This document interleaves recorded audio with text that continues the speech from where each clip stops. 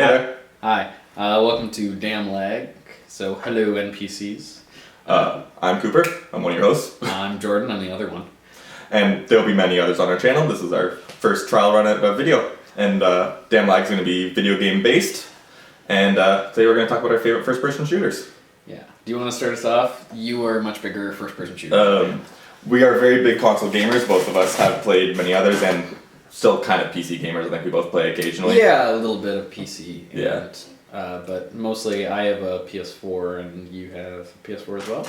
Yeah. No, Xbox One and PC. Oh, PS4. you got both. Okay. Yeah. So we kind of hit all gauges on the Kind of cover it all. spectrum. So, first person shooters. Yeah. There's a lot of them. We kind of go by varying guidelines. There's not real any one type of first person shooter when you're talking about That in is general. that is going to be a bit of the debate that we're going to have Yeah. on what defines first person shooter, what goes along with it. And honestly, what we like about them and what we think are our favorites. Yeah. Do you want to start us off on what do you think your favorite? I think my favorite, and we were actually having this conversation earlier, is BioShock is one of my favorite first-person shooters. It's a variation of like shooting, horror, and like over the 3 titles that have come out, it's changed very much so. So which one of the 3 do you think is your favorite? I think the second is my favorite because like it's not so much now. The second one is where it's not so much of a horror aspect. It kind of relies on RPG elements of upgrades and stuff, but also just being the biggest badass motherfucker around and killing things. Well, that was kind of a conversation we had earlier, and it was dependent on. In the first game, you're very much on your own, limited amount of bullets, trying to survive.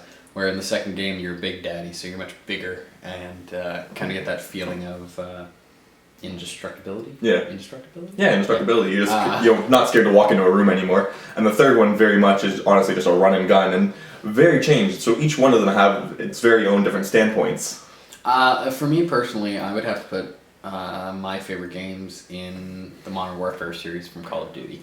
Mostly because it's as closely accurate as you can generally be while still being entertaining to modern warfare that we have today without, going too far into the future or screwing up anything or Nazi zombies or what have you. Also, so for relevance, Jordan's in the reserves. This is why he will talking about Modern Warfare. Just a background point. Yeah. So I quite enjoy anything that has a sense of realism to it. However, I do obviously have my notes about it, such as you can't actually get Predator drones on a regular basis, but hey, it's fun blowing up Russians that way, so we'll stick with it. Also, the new one is ridiculous. I enjoy the Call of Duty games to a certain extent. Black Ops 3, you mean? Black Ops, Yeah. and Advanced Warfare. Both of them.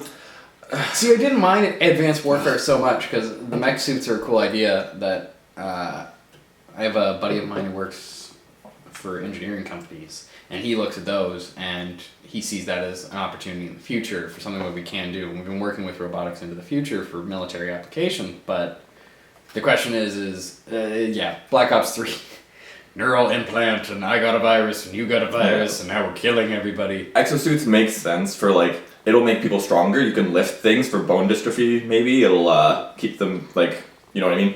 Yeah, it won't wear and tear on your cartilage so much. It's a great idea if you could actually make it work, but... But now, this completely changes the whole setup of Call of Duty. I remember in like the older Call of Duties, you kind of had to be a little more careful before running straight into a room. Now it's all about, hey, I can run on this wall and just go shoot people right away. But that's why I like the Modern Warfare so well, is because they still have that balance. That I have, in some cases you have ultimate firepower, but in other cases you don't. Mm-hmm. And yeah, you did have to be careful about what hallway you went down, or making sure. I found especially that mission where you're in the Humvee and then your Humvee goes down. It's like the second, third mission in. Yeah. I found that one was probably the best, because if you didn't go in a room with your team, you were screwed. Yeah. So if you're running gun on your own, no matter what difficulty you're really on, you're gonna die pretty much. But Black Ops 3, I've been playing quite a bit of it now. I just can't get into it the same way I got into Black Ops 2 or even anything before that. No, I agree, especially with that. It's just kind of ridiculous. It's not so much about team fight. Even when you're in a team, you feel like you're alone because all of a sudden there's someone behind you, even though your teammates are right there, but they just came from around a wall or they climbed something. And I don't know, where are they going to go to next in the next one? Is it going to become even more Advanced Warfare? Yeah, I don't know. I feel like the thing that especially bugged me about Black Ops 3 was that it didn't connect to the other Black Ops ones all that well. Yeah. Like Black Ops 1 we had Mason, and Black Ops 2 was Mason later on in life and his son. Yeah.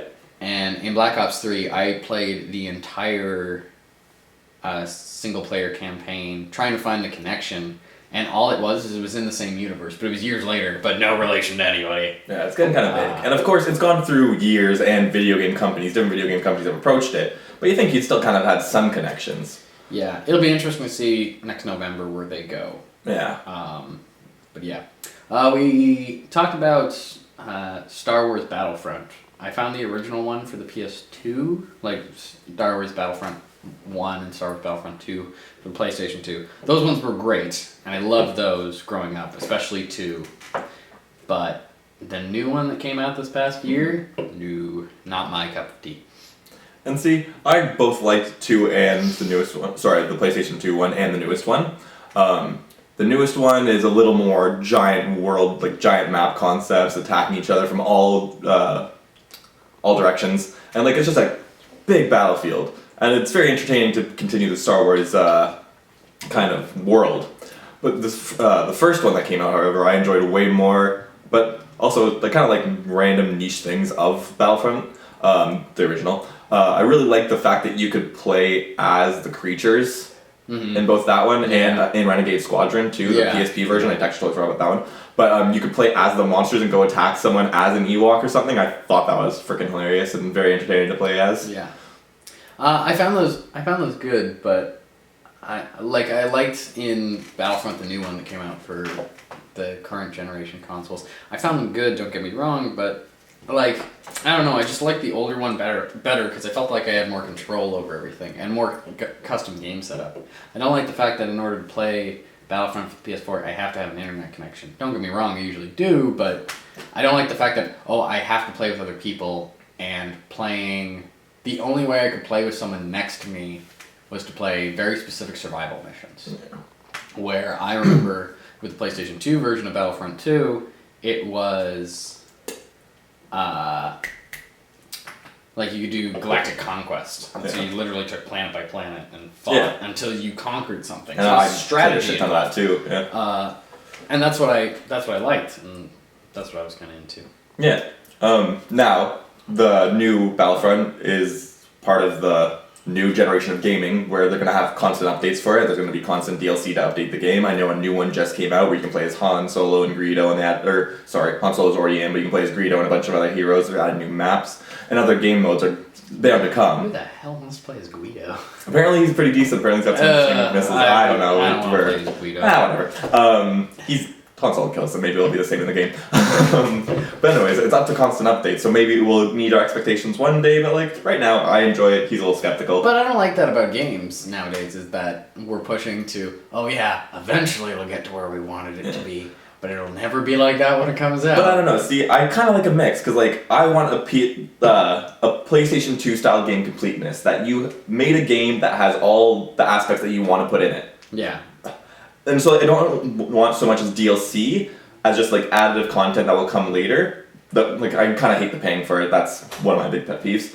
But I just want an expansive universe that you can constantly update. That'll constantly just keep changing. I find that interesting. Yeah, it's kind of like other games we're going with. That might be a good topic for another time. There will be many topics in many of these. We have a bunch of different hosts that will come on and talk. So thanks for listening to our first video. What do you think?